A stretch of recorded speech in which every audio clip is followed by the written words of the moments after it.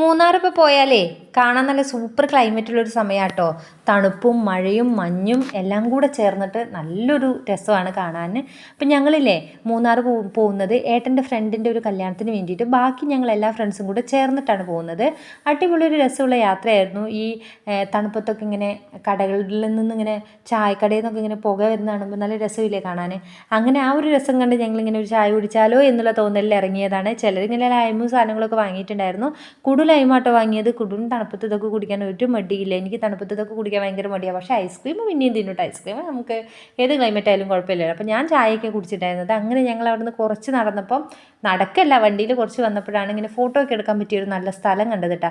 നമ്മൾ പിന്നെ എവിടെയെങ്കിലും പോയാൽ ഫോട്ടോ എടുക്കാണ്ടിരുന്നാൽ അത് വളരെ വളരെ മോശമല്ലേ. അപ്പോൾ ഞങ്ങളങ്ങനെ വണ്ടിയൊക്കെ നിർത്തി സേഫായൊരു സ്ഥലം നോക്കി, പിള്ളേർക്കൊക്കെ സേഫായൊരു സ്ഥലം നോക്കിയിട്ട് ഫോട്ടോസൊക്കെ എടുത്തു. കുറേ ഫോട്ടോസൊക്കെ എടുത്തു കേട്ടോ. പിന്നെ ഈ മൂന്നാർ വരുമ്പോൾ നമുക്ക് എപ്പോഴും കാണാൻ പറ്റുന്നതാണ് വയലറ്റ് പൂക്കളും ഓറഞ്ച് പൂക്കളുള്ള വലിയ വലിയ മരങ്ങളില്ലേ. അപ്പോൾ ആ പൂക്കളെ എനിക്ക് തൊട്ടടുത്ത് കാണാൻ പറ്റിയിട്ടോ. ആ മരത്തിൽ നിന്ന് വീണ പൂക്കളാണ് ഈ താഴെ വീണെടുക്കുന്നത് മുഴുവനും. പിന്നെ ഇവിടേക്ക് ഇങ്ങനെ കുഞ്ഞു കുഞ്ഞു കനാൽ പോലെ, കനാലല്ല കുഞ്ഞു കുഞ്ഞു വെള്ളച്ചാട്ടം പോലത്തെ ഒക്കെ ഉണ്ട്. പിന്നെ ഇത് കണ്ടോ, ഇത് ചതുപ്പാന്നാണ് തോന്നുന്നത് കേട്ടോ. മറ്റേ സിനിമയില്ലേ അലീനേനെ വിളിക്കുന്ന സിനിമ, ആ സിനിമയിലൊക്കെ അങ്ങനത്തെ ഇല്ലേ. പിന്നെ ഇത് കണ്ടോ, ഇലയിൽ മുള്ളുള്ള ഒരു ചെടി. ഒരുപാട് ഒരുപാട് അത്ഭുതങ്ങളുള്ളൊരു സ്ഥലമാണ് മൂന്നാർ എന്ന് എനിക്ക് തോന്നുന്നു.